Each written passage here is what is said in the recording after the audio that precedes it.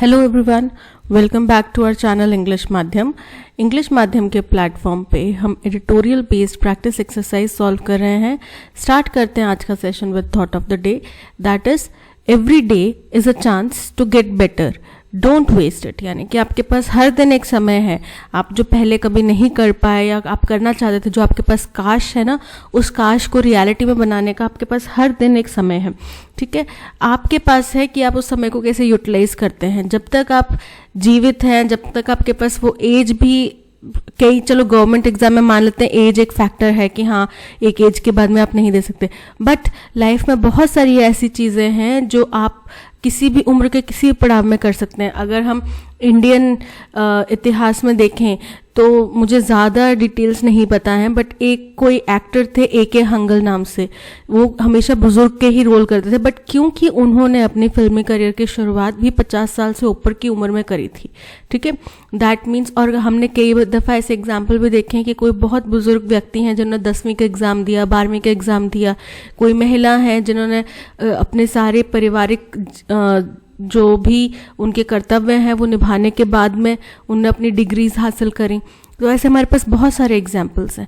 ठीक है, तो आपके पास हमेशा मौका होता है कि आपके पास जो भी दिन है उसको और बेहतर बनाया जाए। ठीक है, उसको वेस्ट ना करना। ओके, ज़्यादा यूट्यूब खोज के, इंस्टाग्राम वगैरह और कोई भी सोशल प्लेटफॉर्म पे आप जाके ज़्यादा इधर उधर की बातें करके टाइम वेस्ट मत करो। ओके, चलिए स्टार्ट करते हैं। Reading comprehension and practice exercise for SSC CGL mains. India's goods exports shrank for the 7th consecutive time and the 9th time in 11 months this August। यानी कि हमारा जो भी हम एक्सपोर्ट करते हैं, सामान के जो भी एक्सपोर्ट करते हैं, वो 7वीं बार, लगातार 7वीं बार क्या हुआ है, कम हुआ है। श्रैंक होना मतलब कम होना, और 11 महीनों में ये 9th टाइम है। वैसे तो लगातार 7वीं बार है, लेकिन उससे पहले 2 बार ऐसा होगा कि एक साथ नहीं हुआ होगा। ठीक है, तो 11 महीनों में ये 9th टाइम है। While imports surge to hit the highest level since March this year। लेकिन एक तरफ तो हमारा एक्सपोर्ट कम हो रहा है, लेकिन इम्पोर्ट्स जो हैं वो सर्ज कर रहे हैं, उनमें वृद्धि हो रही है और अभी तक के अपने उच्चतम स्तर पे पहुंच चुके हैं। मार्च के कंपैरिजन, मार्च से लेके अभी तक का जो समय है, इसमें आज अब जो है वो सबसे हाईएस्ट लेवल पे पहुंच गए हैं। यानी कि हम इंपोर्ट ज़्यादा कर रहे हैं, एक्सपोर्ट कम कर रहे हैं। At $58.6 billion, inbound shipments were still 5.2% below last August level। बोल रहे हैं कि अभी $58.6 बिलियन का अमाउंट हो चुका है, जो हमने इंपोर्ट्स करे हैं ना, उनका इतना अमाउंट हो चुका है, पर स्टिल वो अभी भी पिछले साल जो अगस्त के महीनों में लेवल था उससे भी कम है, 5.2% कम है उससे। ठीक है, but exports fell by a relatively steeper 6.9%, leading to a 24.2 billion trade deficit। लेकिन imports में तो चलो 5.2% का लास्ट ईयर के कंपैरिजन में 5.2% का ही गिरावट है, लेकिन हम बात करें अगर एक्सपोर्ट्स की, तो एक्सपोर्ट्स में ये गिरावट ज़्यादा तेज़ है, 6.9% की गिरावट है पिछले साल के कंपैरिजन में, जिसकी वजह से अभी जो ट्रेड डेफिसिट यानी कि ट्रेड में जो कमी है वो कितनी है, $24.2 बिलियन की, द वाइडेस्ट सिंस अक्टूबर 2022। और ये सबसे बड़ी है, अब तक की सबसे बड़ी गिरावट दिखी है, सबसे बड़ी कमी देखी गई है अक्टूबर 2022 के बाद से।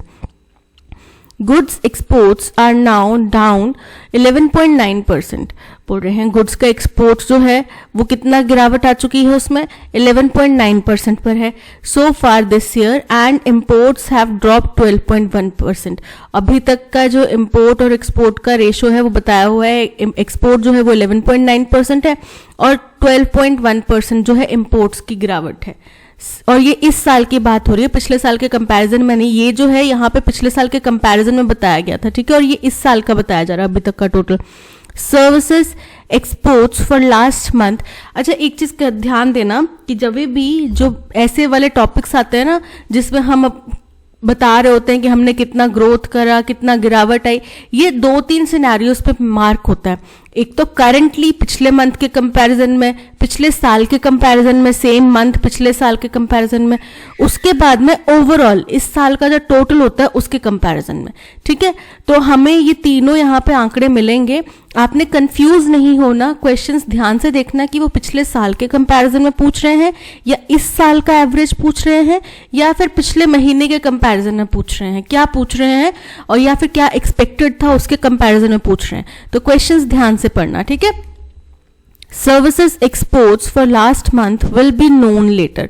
अब जो इसका आखिरी महीना है उसके लिए कितनी सर्विसेज एक्सपोर्ट होंगे ये तो बाद में पता चलेगा, but Commerce Ministry extrapolations suggest that this engine that has been resilient so far through the global economic turmoil is also beginning to feel the heat। बोल रहे हैं कि चलो ये तो बाद में पता चलेगा, अभी तक आपको पता है जितनी भी वर्ल्ड ग्लोबल इकोनॉमी में गिरावट आई, हमारा जो इंडिया का सर्विस सेक्टर था वो ग्रो कर रहा था। और सिर्फ इस बार की बात नहीं है, पिछले बार भी जब गिरावट आई थी 2020 के टाइम पे, 2004-5 के टाइम पे, तब भी हमारा सर्विस सेक्टर अच्छा प्रोग्रेस कर रहा था। और अब भी जब से गिरावट आना स्टार्ट हुई है कोविड-19 के बाद से, हमारा सर्विस सेक्टर जो है वो ठीक चल रहा है, ठीक ठाक चल रहा है, ज्यादा गिरावट नहीं आई। लेकिन बोल रहे हैं कि कॉमर्स मिनिस्ट्री का जो अनुमान है, एक्सट्रापोलेशंस मतलब अनुमान है, उसके अनुसार ये जो हमारा इंजन है, सर्विस सेक्टर हमारा इंजन है, ये भी जिसने अभी तक बड़ा ही रेजिलिएंट यानी कि बड़ा ही दृढ़ और बहादुरी वाला कि बार बार उठ खड़ा हो रहा है ना, मजबूती दिखाई है, वो किसी भी इकोनॉमिक ग्लोबल इकोनॉमिक टर्मोइल यानी खलबली की वजह से अब उसमें भी हीट फील होना, मतलब कि उसमें भी दबाव महसूस हो रहा है। Okay, for now the 0.4% drop expected in services exports in August is minor. बोल रहे हैं अभी के लिए तो सर्विसेज सेक्टर में हमने केवल 0.4% का ड्रॉप देखा है, जो कि बहुत माइनर सा एक ड्रॉप है। And with intangible imports also likely dropping at a sharper pace. और जो इंटेंजिबल इंपोर्ट्स कौन से होते हैं? वो इंपोर्ट्स जिनके कोई फिजिकल फॉर्म नहीं होती। ये बेसिकली क्या चीज होती है, जैसे अब इंडिया से लोग सर्विसेज इंपोर्ट करते हैं ना, तो हम भी किसी की सर्विस हो सकता है ले रहे हो, कोई आइडिया हमने इंपोर्ट कराओ, तो ये सब होते हैं इनटैंजिबल, जिनको आप छू नहीं सकते, फील नहीं कर सकते, फिजिकल फॉर्म में नहीं अवेलेबल। ठीक है, तो जो इनटैंजिबल इंपोर्ट्स हैं वो भी क्योंकि गिर रहे हैं, उनके भी गिरावट आई है। This will not exacerbate the trade balance yet. लेकिन ये क्या करेगा, ये हमारे ट्रेड बैलेंस को बिगाड़ेगा नहीं, अभी के लिए तो नहीं बिगाड़ेगा। However, shrinking services exports imply that their ability to bridge the goods trade deficits that were up sharply last year will be restricted।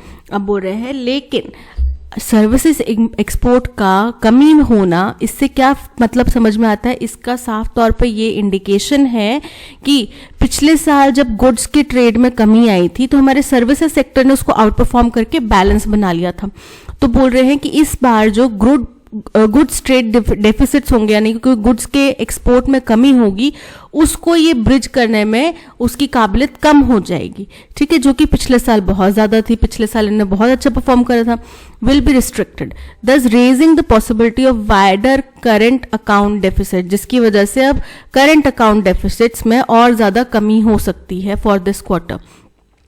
With global commodity prices rising around 12%, अब क्योंकि हमारे ग्लोबल कमोडिटी के prices जो हैं वो 12% के आसपास घूम रहे हैं, from June levels to hit a 15-month हाई, 12% राइज कर रहे हैं और 15 महीनों के हाईएस्ट पर पहुंच जाएंगे this month. The pressure on the goods trade deficit is likely to escalate. तो इस वजह से जो गुड्स की ट्रेड में कमी आई है वो और ज्यादा वृद्धि हो जाएगी उसमें, यानी कि और ज्यादा कमी आएगी। Specially as oil and gems and jewellery imports have fallen less than their exports so far in 2023-24। और खास तौर पे क्यों? क्योंकि ऑयल का, जेम्स का, हीरे जवाहरात, फिर ज्वेलरी का, इनके जो इंपोर्ट्स हैं उसमें जो कमी आई है वो इनके एक्सपोर्ट के मुकाबले में काफी कम है, यानी कि इंपोर्ट अभी भी हम अच्छी खासी मात्रा में कर रहे हैं एक्सपोर्ट की बजाय। In the first 4 months of this fiscal, about half the decline in the outgoing shipments has been fueled by petroleum despite volumes rising 6%. बोल रहे हैं कि अब पहले 4 महीने अगर बात करें इस फाइनेंशियल ईयर के, तो उसमें क्या हुआ कि जो आधा जो डिक्लाइन था, लगभग आधा जो डिक्लाइन था वो आउटगोइंग शिपमेंट्स में आया था. और ये क्यों आया था? क्योंकि petrol has been fuelled by petroleum, ये पेट्रोलियम की वजह से आया था. जबकि उस टाइम पे पेट्रोलियम के प्राइस जो वॉल्यूम है, यानी कि शिपमेंट जा कम रहे थे लेकिन क्वांटिटी ज़्यादा थी, वॉल्यूम ज़्यादा था. एज प्राइजेस फेल 27%, क्योंकि प्राइस जो है उनमें गिरावट आ गई थी 27% की. This may change if global oil prices which crossed $90 per barrel over the past week for the first time. बोल रहे हैं ये हो सकता है चेंज हो जाए, क्योंकि ग्लोबल ऑयल के जो प्राइजेस हैं जो कि अभी $90 प्रति बैरल के स्तर से भी पार हो चुके हैं, वो क्या हुआ over the past week for the first time, पिछले हफ्ते में पहली बार, नवंबर 2022 के बाद पहली बार ये $90 पर बैरल के आंकड़े से पार गए हैं. और वो अभी भी बने रहेंगे, एलिवेटेड ही रहेंगे. ठीक है, वो आगे भी ऐसे ही बढ़े हुए ही रहेंगे. Export volumes of as many as 30 major items rose between April and July. अब एक्सपोर्ट वॉल्यूम यानी कि क्वांटिटी, ठीक है, जो क्वांटिटी है कितने, लगभग 13 बड़ी आइटम्स की वो अप्रैल से जुलाई के बीच में बढ़ी है. But their value and had declined owing to lower prices. लेकिन उनकी गुणवत्ता में कमी आ गई है जिसकी वजह से उनके प्राइजेस घट गए हैं. पार्ले जी हमेशा से 4-5 रुपए का आ रहा है, लेकिन पहले पैकेट कितना बड़ा आता था, अब उसकी क्वांटिटी कम हो गई.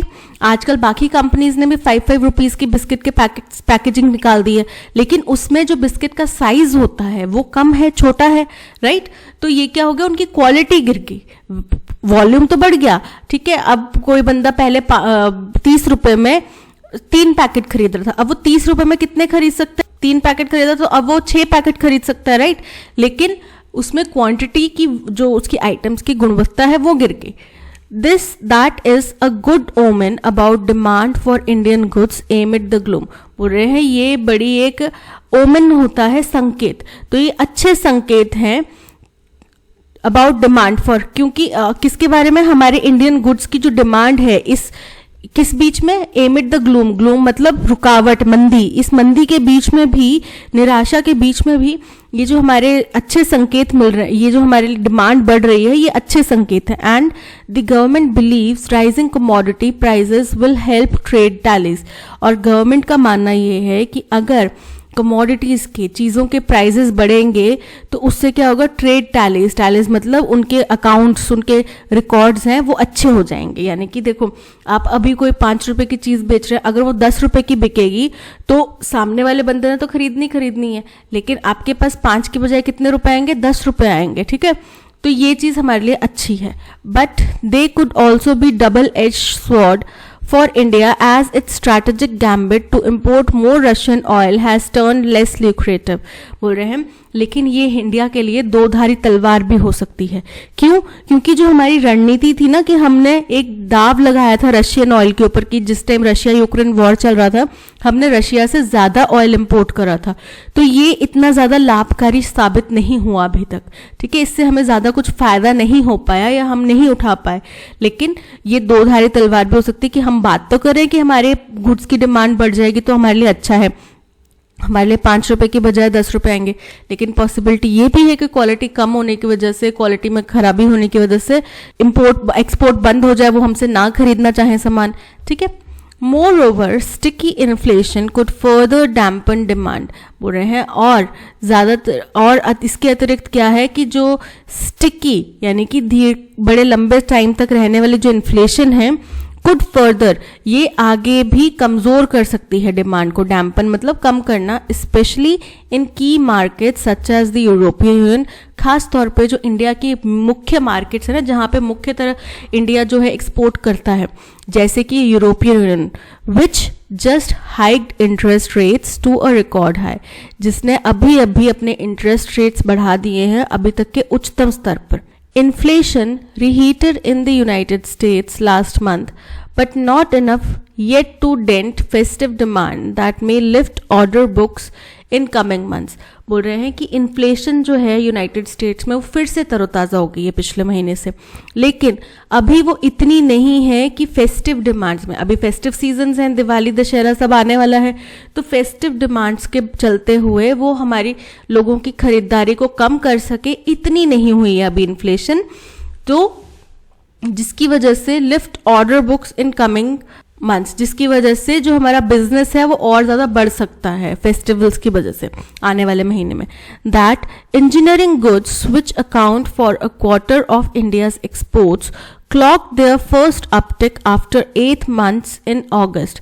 बोल रहे हैं ये भी एक बात है कि जो इंजीनियरिंग गुड्स हैं, इंजीनियरिंग की जो चीज़ें हैं बनाई गई, विच अकाउंट जो कि 1/4 हिस्सा बनाते हैं हमारे एक्सपोर्ट का, क्लॉक देयर फर्स्ट अपटिक, उन्होंने पहली बार हाइट पकड़ी है. अपटिक मतलब उछाल पकड़ा है 8 महीनों के बाद इन अगस्त में पहली बार उन्होंने 8 महीनों के बाद उछाल पकड़ा है.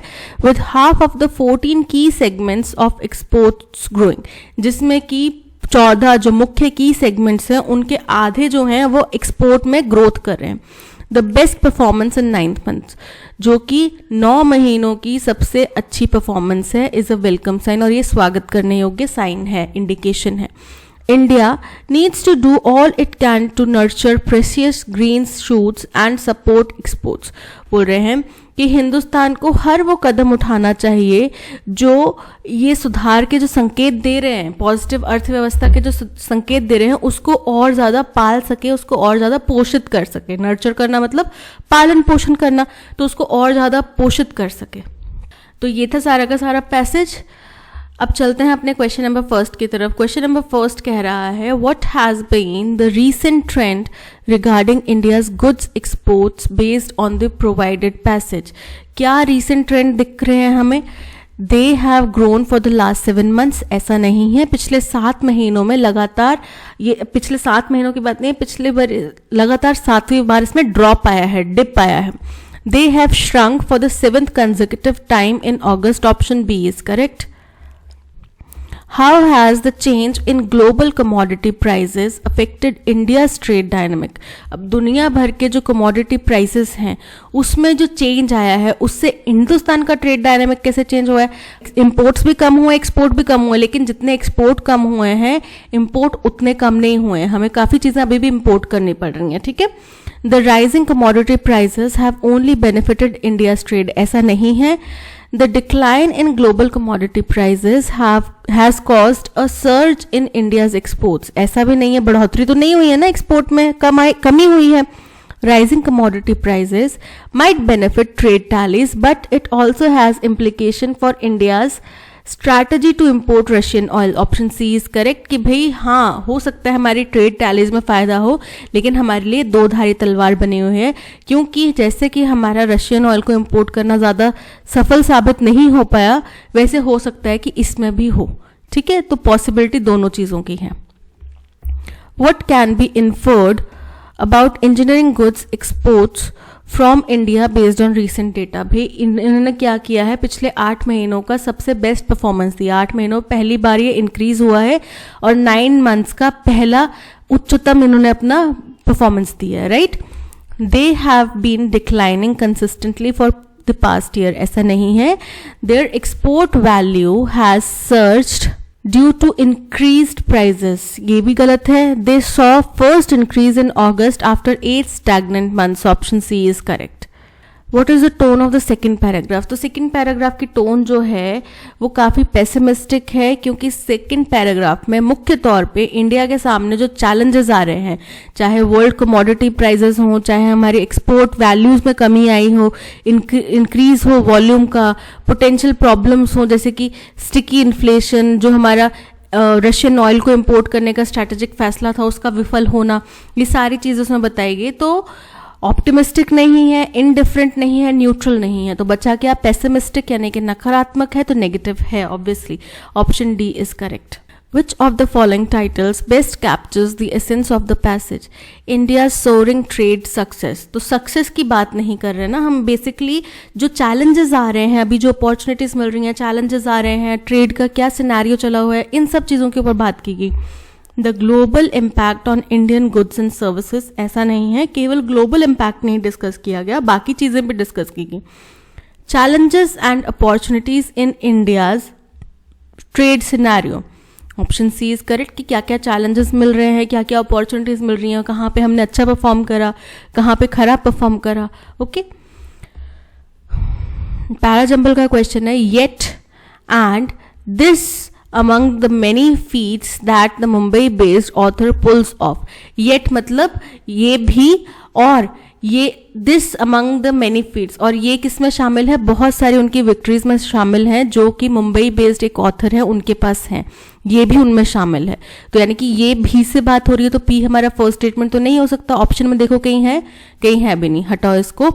Pools of the novel brings alive the emotional depth and drama of women's life in such मिलायु.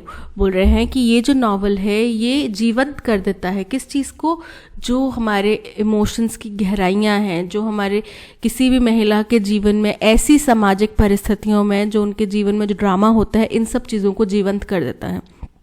But P हमारा फर्स्ट स्टेटमेंट नहीं है, और ये हमें पता भी चल रहा है कि पी एक इनकम्प्लीट स्टेटमेंट है, क्योंकि यहाँ पे ये भी की बात की जा रही है.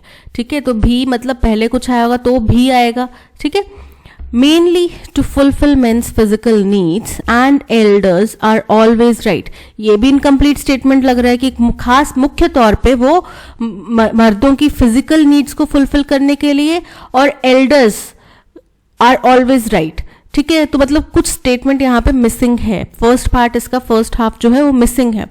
One, which eternally dangles the threat of shame over women and periodically inflicts violence on them.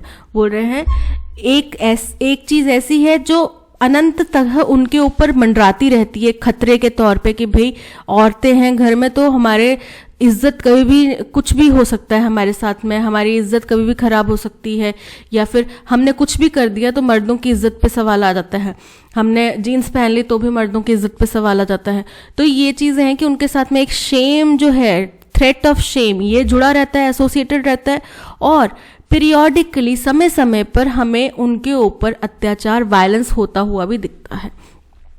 The women who climb trees takes readers into the hearts of a social world in which women exist. बोल रहे हैं एक महिला जो पेड़ों पे चढ़ती है वो सभी रीडर्स को, पढ़ने वालों को उस सामाजिक दुनिया में ले जाती है, उसके दिल तक, उसके अंतरात्मा तक ले जाती है जहाँ पे आज के दौर में महिलाएं एग्जिस्ट करती हैं. यानी कि ये कहानी का नाम होगा the women who climb trees, और इस कहानी के जरिए जो राइटर हैं वो हर एक रीडर को हमारी सामाजिक जो परिवेश है जहाँ पे महिलाएं एग्जिस्ट करती हैं, क्या उनकी स्थिति है, क्या उनका जीवन है, कैसे वो चीज़ों को देखती हैं, क्या उनका नज़रिया है, इन सब चीज़ों की तरफ वो ले जाते हैं. As she unfolds her gripping story, she describes household chores, physical surroundings, relationships, thoughts and feelings in loving detail. Her luminous passages filled with empathy, insight and unflinching candor. बोल रहे हैं कि जैसे जैसे वो इस कहानी को आगे बढ़ाती जाती हैं, ग्रिप अनग्रिप उनकी कहानी को अनफोल्ड करना मतलब कि रिवील करते जाते हैं, हर ग्रिपिंग स्टोरी उनकी जो एकदम मंत्रमुग्ध करने वाली, कैच करने वाली स्टोरी है, उसमें वो क्या डिस्क्राइब करते हैं, कैसे घरेलू काम काज किए जाते हैं, उनके आसपास की फिजिकल सराउंडिंग कैसी होती है, किस तरीके के उनके रिश्ते होते हैं, विचार क्या होते हैं, फीलिंग्स क्या होती है, हर चीज़ को बहुत बारीकी से लिखते हैं. हर ल्यूमिनस पैसेजेस, उनके जो एकदम लाइटनिंग उजागर करने वाले, जीवंत करने वाले जो पैसेजेस हैं उनमें एम्पैथी मतलब कि आप खुद को उनकी जगह रख के देखो, ऐसी भावना होती है. उसमें इंसाइट्स होते हैं, बहुत गहरी बातें होती हैं, अनफ्लिंचिंग कैंडोर होता है. ठीक है, ये सब चीज़ें उसमें मौजूद होती हैं. तो अब देखो, the women who climb tree ये कहानी का नाम है, यानी कि ये पैसेज की शुरुआत है. हमने बोला ना किसी चीज़ का इंट्रोडक्शन होएगा, तो आर हमारा फर्स्ट स्टेटमेंट है. आर देखो ए में आ रहा है और डी में आ रहा है, तो बी में क्यू आ रहा है, सी में क्यू आ रहा है, इसको हटा दो क्योंकि हमें पता है कि क्यू जो है वो इनकम्प्लीट स्टेटमेंट है. मेनली टू फुलफिल एग्जिस्ट, ठीक है, यहां तक आ गया। In which women exist mainly to fulfil men's physical needs and elders are always right. ये चीजें करने के लिए ही महिलाएं इस दुनिया में एग्जिस्ट करती हैं कि भाई या तो मर्दों की फिजिकल नीड्स को फुलफिल करें या फिर बड़े हमेशा सही होते हैं। अब बेटों के आगे तो वो सही हो नहीं सकते, तो बेटियों के आगे या बहुओं के ऊपर जोर चलाएंगे, ठीक है, इसलिए महिलाएं एग्जिस्ट करती हैं, राइट। तो ये हमारा क्यू जो है वो सेकेंड स्टेटमेंट हो जाएगा। थर्ड स्टेटमेंट हो जाएगा पी, यानी कि देखो यहाँ पे पी में बोला गया है ऑन देम येट, बोल रहे हैं कि उनके ऊपर जिस तरीके का वायलेंस अभी भी किया जाता है और ये उनकी बहुत अच्छी बेहतरीन कहानियों में से एक है। तो क्यू के बाद में आएगा पी स्टेटमेंट और लास्ट स्टेटमेंट आएगा कि जैसे जैसे वो इस कहानी को अनवील करते हैं, अनफोल्ड करते हैं, तो हमें ये परत दर परत ये कहानी निखरती जाती है। तो हो जाएगा फोर्थ पॉइंट, यानी कि हमारा अरेंजमेंट बन रहा है R Q P S. R Q P S, option D is correct. Kerala was often touted as hostile investment destination with active trade unionism, regularly supported by pro-labor policies. बोल रहे हैं केरला को हमेशा से एक टॉटेड ऐसा दर्शाया जाता है कि वो बहुत ही हॉस्टाइल, बहुत ही क्रूल इन्वेस्टमेंट डेस्टिनेशन है, ठीक है। क्रूर है वहाँ का एनवायरनमेंट इन्वेस्टमेंट के लिए, क्योंकि वहाँ पे ट्रेड यूनियंस अभी भी लगातार काम कर रही होती हैं जो कि प्रो लेबर पॉलिसीज को इम्प्लीमेंट करती हैं और सपोर्ट करती हैं। Until recently, the dominant narrative has been the inability of the state to provide a suitable investment climate, especially in the industrial sector. बोलते अभी तक, हाल फिलहाल तक ये जो नैरेटिव था ये बहुत ही प्रमुख तौर पे प्रचलित था, बहुत ही ज़्यादा डोमिनेटिंग था कि क्या था ये नैरेटिव कि भाई ये जो स्टेट है ये सूटेबल इन्वेस्टमेंट क्लाइमेट नहीं दे सकता, खास तौर पे इंडस्ट्रियल सेक्टर में। The incongruence between Kerala's social and economic development has been a part of discourses on developmental trajectories. बोल रहे हैं जो मतभेद था केरला के सोशल और इकोनॉमिक डेवलपमेंट के बीच में, वो हमेशा से has part of discourses on, वो हमेशा से डेवलपमेंट ट्रेजेक्ट्रीज यानी कि डेवलपमेंट के रास्ते से उनको भटकाता रहता था। A combination of right policies, institutional support, and the ramping up of necessary infrastructure could mark the beginning of a new Kerala story, that of a state pursuing late industrialization. बोल रहे हैं कि सही पॉलिसीज, फिर उसके बाद में साथ ही साथ इंस्टीट्यूशनल सपोर्ट यानी कि सरकारी कार्य प्रणालियों का सपोर्ट और रैम्पिंग अप और क्या करना, तेज करना नेसेसरी इंफ्रास्ट्रक्चर डेवलपमेंट को, ये सारी चीज़ों का जो कॉम्बिनेशन है ये नई केरला स्टोरी की शुरुआत हो सकता है। दैट ऑफ अ स्टेट, जो कि एक ऐसा स्टेट बने जो जिसमें इंडस्ट्रियलाइजेशन लेट आई लेकिन फिर भी वो बहुत उभर कर आया। This perception seems to be fading away as Kerala has been attracting investments in the industrial sector. बोल रहे हैं ये जो उनका नज़रिया था ये अब धुंधला होता दिखाई दे रहा है, ठीक है। क्यों धुंधला होता दिखाई दे रहा है? क्योंकि केरला का जो सामाजिक अब स्ट्रक्चर है उसमें और ज़्यादा इन्वेस्टमेंट आ रहे हैं इंडस्ट्रियल सेक्टर में, ठीक है। फर्स्ट पॉइंट क्या होगा? फर्स्ट पॉइंट होगा जहाँ पे इंट्रोडक्शन दिया जा रहा होगा कि हम किसकी बात कर रहे हैं, तो बात कर रहे हैं हम केरला की और उसके सोशल और इकोनॉमिक डेवलपमेंट की। तो सी हमारा क्या हो जाएगा? First statement. फिर इसी को बोला जा रहा है कि अभी तक इसको डोमिनेटली यहाँ पे एक नैरेटिव फैलाया जा रहा था कि ये जो स्टेट है वो इन्वेस्टमेंट के लिए सूटेबल नहीं है। ये हो गया सेकेंड पॉइंट। इसी से लिंक करता है इन्वेस्टमेंट डेस्टिनेशन या फिर डोमिनेटिंग मतलब नॉट सूटेबल फॉर इन्वेस्टमेंट, इसी से रिलेट करता है ए पॉइंट जो कि हमारा थर्ड पॉइंट हो जाता है। फिर बोल रहे हैं कि ये जो धारणा है ये अब धुंधली पड़ रही है, अब कम हो रही है। तो कौन सी धारणा? कि हॉस्टाइल इन्वेस्टमेंट है या नॉट सूटेबल फॉर इन्वेस्टमेंट है। तो ये बी और ए को रिलेट कर रहे हैं, यानी कि ई पॉइंट जो हो जाएगा ये हमारा फोर्थ पॉइंट हो जाएगा। फिर बोला जा रहा है कैसे कर रहे हैं डोमिनेट, अब कैसे कर रहे हैं चेंज, कि सही पॉलिसीज इंप्लीमेंट करके, इंस्टीट्यूशनल सपोर्ट और नेसेसरी इंफ्रास्ट्रक्चर को, डेवलपमेंट को रैंप अप करके हम केरला का एक नई स्टोरी लिखने की तरफ परस्यू कर रहे हैं, ठीक है। और ये एक ऐसे स्टेट की कहानी है जिसने इंडस्ट्रियलाइजेशन जहाँ पे बहुत देर से पहुंचा है। तो ये हो गया फिफ्थ पॉइंट, यानी कि हमारा अरेंजमेंट बन रहा है C B A E D, C B A E D, option D is correct.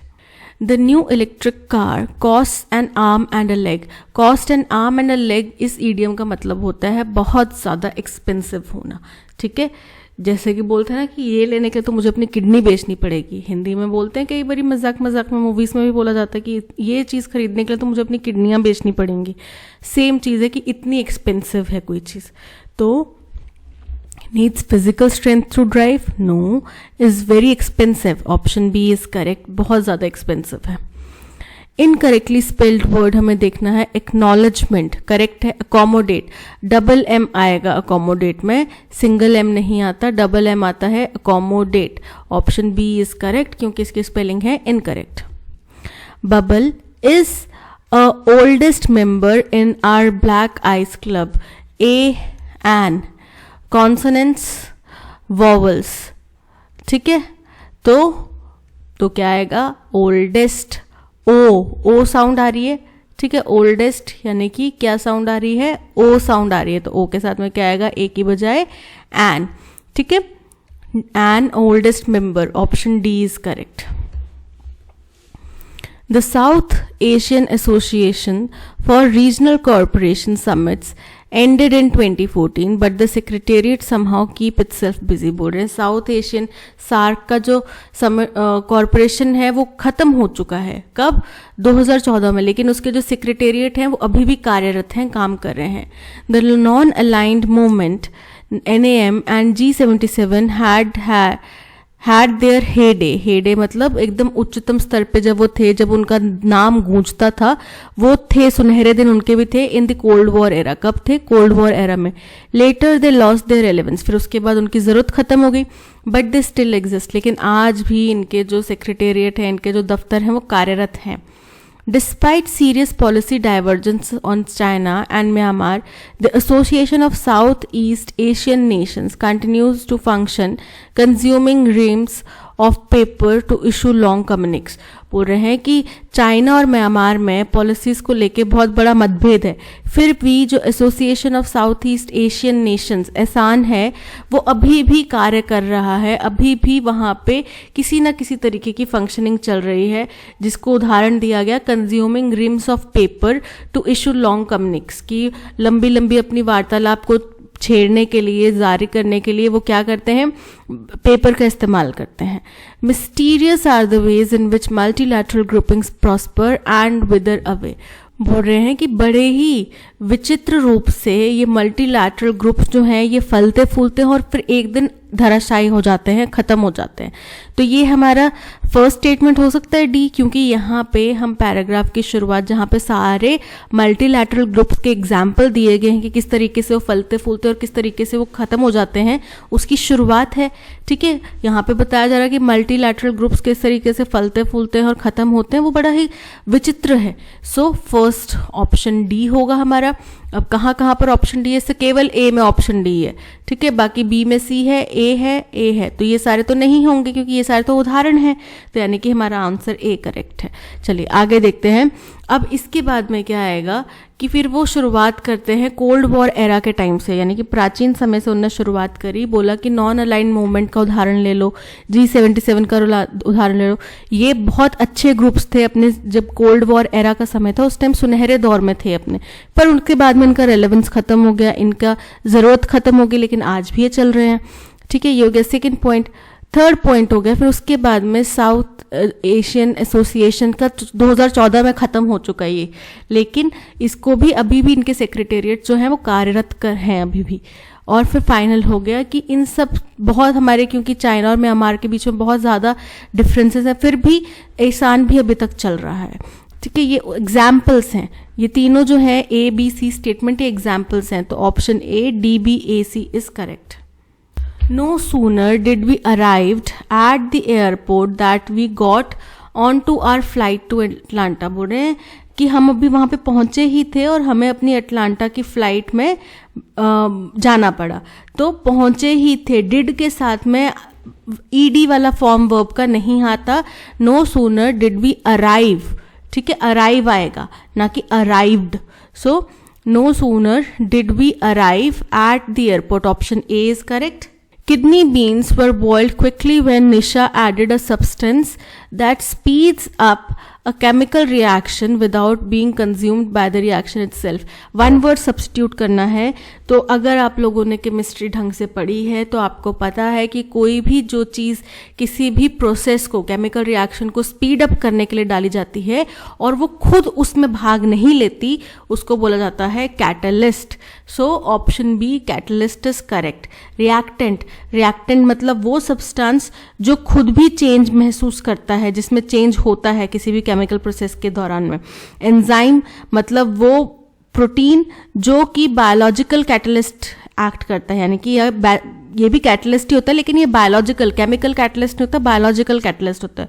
और सोल्यूट, सोल्यूट और सॉल्वेंट दो चीजें होती हैं. सोल्यूट होता है जो खोला जा रहा है, जो कंपोनेंट सोल्यूशन में घोला जा रहा हो. तो यहाँ पे option B catalyst is correct. Play it by ear, play it by ear मतलब कि बिना परफॉर्मेंस के, रिहर्सल के परफॉर्म करना, किसी भी प्रैक्टिस के बिना परफॉर्म करना. Obey the rules blindly, act as suggested, discontinue impulsively, perform without any rehearsal. Option D is correct. In her heart, Sheila knew that her paths with Rahul would dash soon. तो आपके जब रास्ते किसी के साथ में या तो कोलाइड होते हैं या क्रॉस करते हैं, ठीक है, इसका मतलब होता है कि आप किसी के साथ में भेंट करेंगे दोबारा से, आप आज नहीं तो कल आपकी उनकी मुलाकात होगी ही होगी. सो option D cross is correct.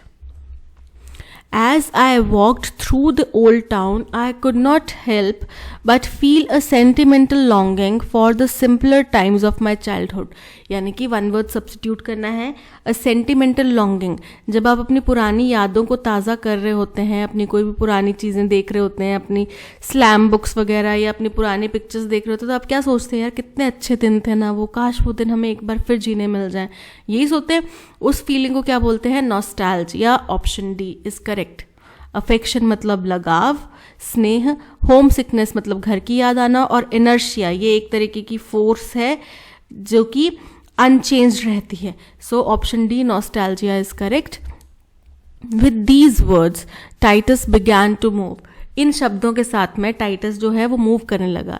As it were out of a dream and doubting whether he heard Gisippus speak. उसे ऐसा लगा कि शायद वो सपना हो, शायद हकीकत हो, मतलब उसको समझ में नहीं आ रहा था. फिर उसको ये चीज़ का भी भरोसा नहीं हो रहा था कि क्या उसने सच में गिसिपस को बात करते सुना, और else saw but a vision, या फिर उसने केवल एक सपना देखा. ले स्टिल एज अ मैन अबैश्ड. फिर जैसे वो पढ़ा रहा, सुस्त सा पढ़ा रहा. But when he beheld the tears trickling down by the face of Gisipus, लेकिन जैसे ही उसके ऊपर गिसिपस के मुंह से आंखों के आंसू होते हैं ना, वो चेहरे के छूते हुए किसी के ऊपर टपके, वैसे उसके ऊपर जैसे ही आंसू टपके, ही देन कन्फ्रंटेड हिम, फिर उसने उनसे बात करी. And thanked him for his dash kindness, और उसको थैंक यू कहा उसकी उदारता के लिए, काइंडनेस के लिए. Refuse the benefit that he offered, और उसने मना कर दिया कि आपने जो भी मुझे बेनिफिट्स दिए हैं, आपने बोले हैं कि आप देंगे, मुझे वो नहीं चाहिए. saying that it were better that 100 such unkind wretches as he was should perish. बोल रहे हैं कि उसने ये कहा, ये कहते हुए उन चीज़ों को मना कर दिया कि भाई ये बहुत अच्छा है कि मेरे जैसे घटिया लोग, अनकाइंड लोग जीवित रहें या फले फूले, उससे बेहतर है कि आप जैसे नोबल इंसान, अच्छे इंसान, वो उनको क्षति नहीं होनी चाहिए, बजाय कि मेरे जैसे इंसानों के फलने फूलने के. ठीक है, सीधे तौर पे वो चाहता था कि गिसिपस जो है वो आगे जिए, वो प्रोत्साहित रहे, वो अच्छा काम करते रहे, और मेरे जैसे तुच्छ व्यक्ति का जाना भी कोई बड़ी बात नहीं है. ठीक है, ऐसा उन्होंने कहा. तो यहाँ पे काइंडनेस की बात करी जा रही है. अब काइंडनेस किस तरीके की होगी? पैशनेट. पैशनेट मतलब बहुत ही भावुक, कंपेरेबल, यानी कि जिसकी दूसरे से तुलना हो सकती है, और सिंपैथेटिक, सहानुभूति. तो यहाँ पे इनकम्पेरेबल, जिसकी किसी से दूसरे से तुलना नहीं हो सकती, ऐसी काइंडनेस उनने दर्शाई थी. So option C is correct. Somebody sent him a check for 100 euros as his remuneration. बोल रहे हैं किसी ने उसको उसकी फीस के तौर पे कितने का 100 यूरोस का चेक भेजा था. तो अब इसको पैसिव वॉइस में चेक चेंज करना है, तो क्या किया था? Sent him a cheque. Him क्या है? हिम हमारा ऑब्जेक्ट है, somebody हमारा सब्जेक्ट है, सेंट क्या है? हमारा वर्ब है. ठीक है, तो हिम पहले आ जाएगा. He was sent a cheque for 100 euros as his remuneration by somebody. ठीक है, so he was sent a check for 100 euros as his remuneration by someone. ठीक है, option A is correct. This route cannot get more dash simplified than it already is. तो इसका antonym बताना है. Simplified कोई चीज है तो कंफ्यूजिंग हो जाएगी, घुमावदार हो जाएगी, पेचीदा हो जाएगी. तो सिंप्लीफाइड का एंटोनिम क्या होगा? Option a uniform. यूनिफॉर्म का मतलब समतल, एक जैसी. ठीक है. कन्वोल्यूटेड. कन्वोल्यूटेड का मतलब होता है कॉम्प्लेक्स, जटिल. फिर उसके बाद है होमोजेनस. होमोजेनस का मतलब होता है एक समान प्रकार से. और अनवेरिड अगेन एक समान. तो यहां पे option B convoluted is correct. The first thing that comes to mind when speaking of the value of a currency is the exchange rate it commands in international transactions. अब first और second statement जो है वो correct order में दी है. उसके बीच के जो सेंटेंसेस हैं ए बी सी डी वो पैराजम्बल्ड फॉर्म में, हमें वही अरेंज करना है यहाँ पे. ठीक है. तो बोल रहे हैं कि जब भी हम किसी करेंसी की वैल्यू की बात करते हैं तो पहली चीज हमारे दिमाग में क्या आती है? उसका इंटरनेशनल ट्रांजैक्शन में एक्सचेंज रेट. अब हम एक रुपए की बात करते हैं, रुपए की बात करते हैं तो हम क्या बोलते हैं कि डॉलर के मुकाबले रुपया गिर गया. तो क्या है? एक्सचेंज रेट है. इंटरनेशनल मार्केट में अगर आप ₹1 देंगे तो आपको कितने डॉलर मिलेंगे, या $1 देंगे तो आपको कितने रुपए मिलेंगे, ये होता है एक्सचेंज रेट. तो पहली चीज ये आ गई. अब आगे देखते हैं. Another is it's purchasing power with in the economy. जो पहली चीज दूसरी चीज, यानी कि ये दोनों दो पॉइंट्स हैं. ठीक है. That is whether it can by the same basket of goods over time.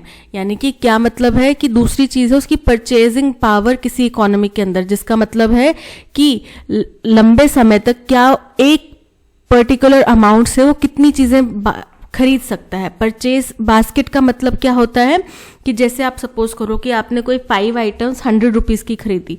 आज आपने 100 रुपीज की खरीदी, हो सकता है 2 महीने बाद वो 5 आइटम्स आपको 200 रुपीज की मिल रही हैं. तो कितनी उसके चेंज हो गया ना, उसकी क्वांटिटी चेंज हो गया ना, कि आप पहले वो वही 5 item same quantity same 5 items आप 100 रुपीज की खरीद रहे थे, अब वो आप 200 की खरीद रहे हैं. तो ये दूसरा फैक्टर है किसी भी जो करेंसी है उसको डिफाइन करने का. Inflation erodes the value of a currency over time. और इन्फ्लेशन महंगाई की वजह से किसी भी देश की करेंसी की जो वैल्यू है वो समय के साथ साथ कम होती जाती है. For instance we may ask how many cents is the rupee worth. बोल रहे हैं उदाहरण के तौर पे हम ये पूछ सकते हैं कि कितने सेंट्स ₹1 के बराबर हो सकते हैं.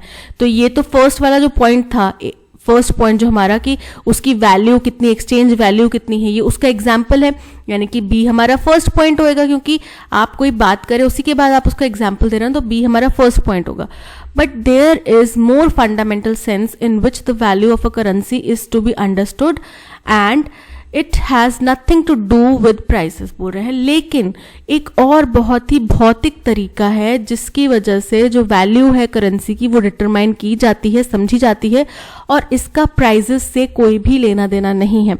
मतलब कि हम आम भाषा में तो ये बोल सकते हैं कि भाई पहले ₹100 की ये चीजें आ जाती थी, देखो हमने किसी जमाने में ₹8 किलो चीनी खरीदी है, अब देखो चीनी 40-50 रुपए किलो जा रही है. तो ये कोई वैल्यू नहीं हुई. इससे ये नहीं पता चलता कि हमारे रुपए की पावर ज्यादा हो गई है, ये नहीं पता चलता है इससे. ठीक है. तो बोल रहे हैं कि इसका एक फंडामेंटल कोई तरीका है आइडेंटिफाई करने का. It has to do with the confidence that citizens have in its continued acceptance as the medium of exchange and store of value. बोल रहे हैं इसका सीधे तौर पे लेना देना है उस विश्वास से, उस भरोसे से जो लोगों ने उसके ऊपर रखा हुआ है, क्योंकि वो उसको कंटिन्यूसली एक मीडियम ऑफ एक्सचेंज के तौर पे और वैल्यू स्टोर करने के तौर पे इस्तेमाल करते हैं. वैल्यू स्टोर करना मतलब कि आपके बैंक में जितना पैसा है उसको स्टोर करना, क्योंकि आपको पैसे के ऊपर भरोसा है ना, तभी आप स्टोर करें. जब आपको पैसे लगेगा कि जब नोटबंदी हुई थी नहीं रहा था ना उस पैसे के ऊपर विश्वास, तो सोना ले लो, एक्सचेंज करा लो, ये कर लो, वो कर लो, सामान खरीद लो, प्रॉपर्टी खरीद लो, जला दो, फायदा कुछ नहीं. ठीक है. तो ये सब चीजें होने लगी थी. तो वही चीज है कि उसका सीधे तौर पे लेना देना जो है वो इस एक्सेप्टेंस से है कि हम उसको एक करेंसी के तौर पे एक्सेप्ट करते हैं, एक मीडियम ऑफ एक्सचेंज के तौर पे एक्सेप्ट करते हैं।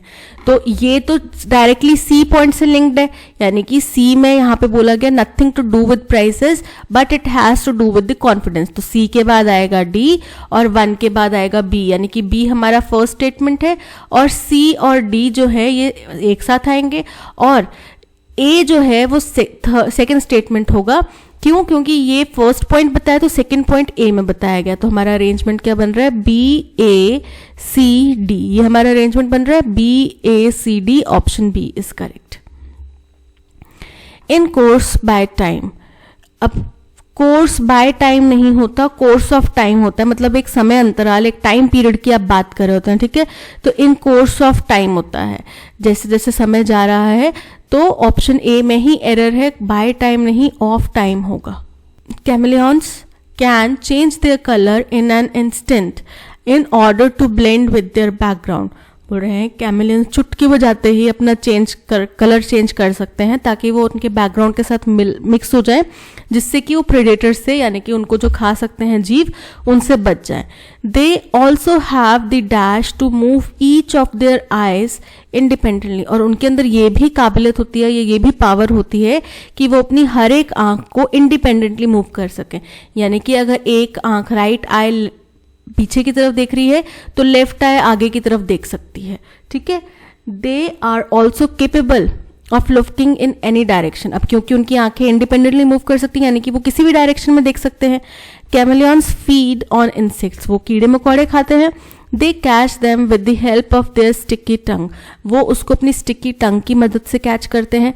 Did you know they can shoot out their tongue farther more than the dash of their own head and body combined.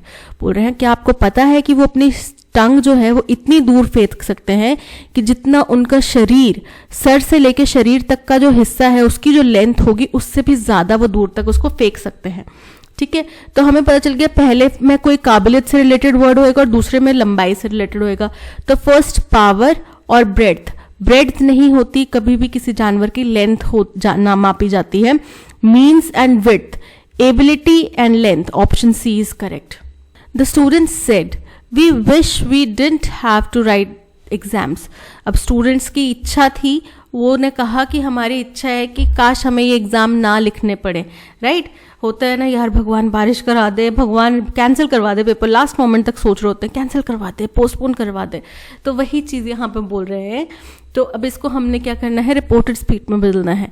The students said that, इस कोट्स हट जाएंगे तो क्या आ जाएगा, दैट। वी की जगह क्या आ जाएगा, दे। विश की जगह क्या आ जाएगा, विश्ड।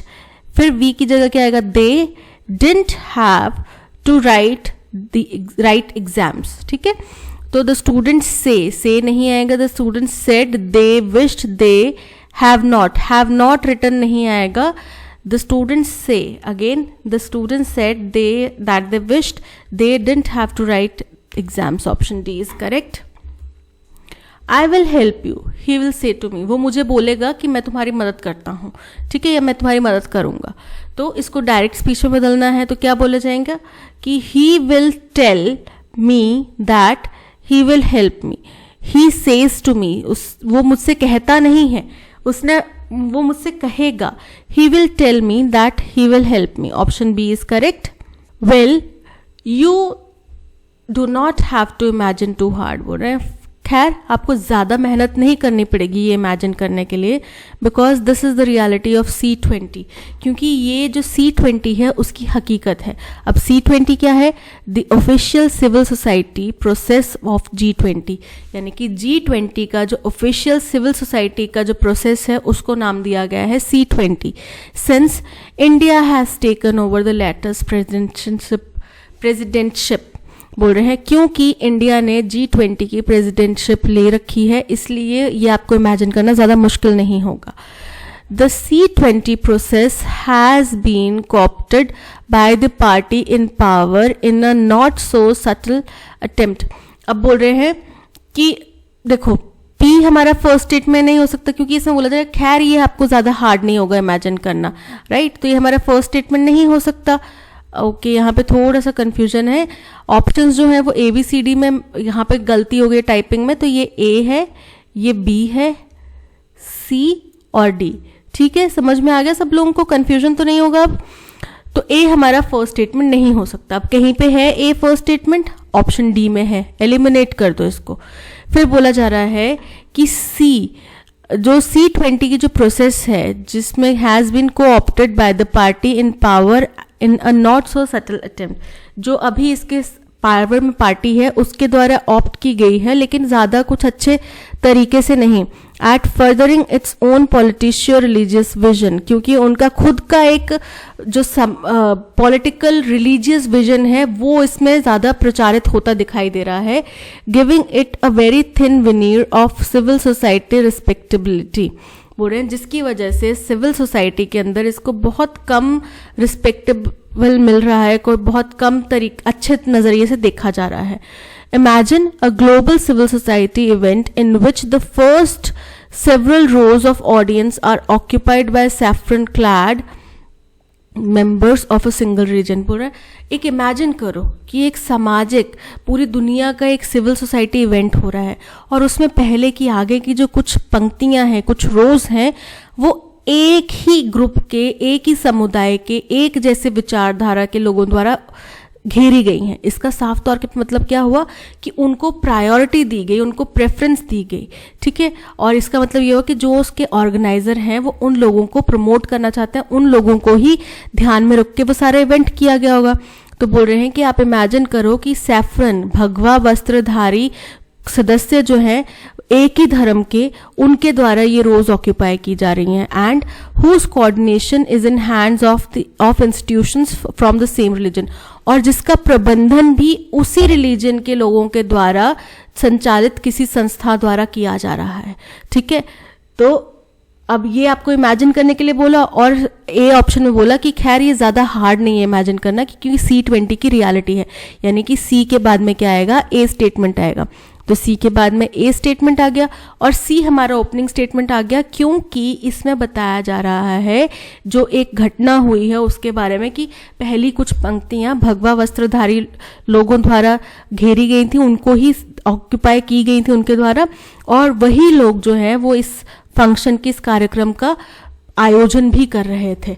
ठीक है, तो ये C हमारा फर्स्ट स्टेटमेंट हो गया। अब देखो C हमारा फर्स्ट स्टेटमेंट दो जगह है, A और B में है, यानी कि A और B हमारे ऑप्शन हो सकते हैं। अब B स्टेटमेंट में, B ऑप्शन में देखो A जो है हमारा सेकंड ऑप्शन है, इसमें D है, इसमें A है, जबकि हमारी रिक्वायरमेंट के अकॉर्डिंग हमें A ही बाद में चाहिए।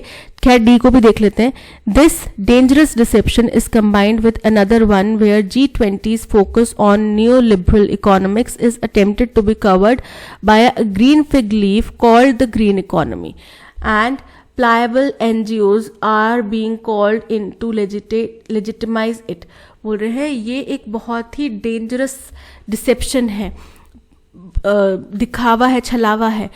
और इसके साथ में एक और चीज़ क्या जुड़ जाती है कि G20 का सारा जो फोकस है वो नियो लिबरल इकोनॉमीज के ऊपर है, इकोनॉमिक्स के ऊपर है, जिसको कवर करने की कोशिश जारी है एक ग्रीन फिग लीफ, यानी कि उसको एक आवरण पहनाने की कोशिश की जा रही है ग्रीन इकोनॉमी का नाम देके। ठीक है, और इसके लिए फिर हम झूठे और ऐसे NGOs को भी बुला रहे हैं और उनको बोल रहे हैं कि आप इसको सत्य प्रमाणित करो। तो ये सेकंड स्टेटमेंट नहीं हो सकता, क्योंकि फर्स्ट स्टेटमेंट हमें इमेजिन करने के लिए बोल रहे हैं, सेकंड स्टेटमेंट वही होना चाहिए जहां पे इमेजिनेशन से रिलेटेड ही बात की गई है, यानी कि A हमारा सेकंड स्टेटमेंट होना चाहिए। तो ऑप्शन B इज करेक्ट। ठीक है, CABD हमारा अरेंजमेंट बन रहा है, option B is correct. That's all, आज के सेशन में इतना ही। Thank you so much for watching. अगर कंटेंट पसंद आया हो तो प्लीज़ लाइक, शेयर और सब्सक्राइब कीजिएगा। मिलते हैं नेक्स्ट सेशन में। Till then keep learning and keep practising. Bye bye.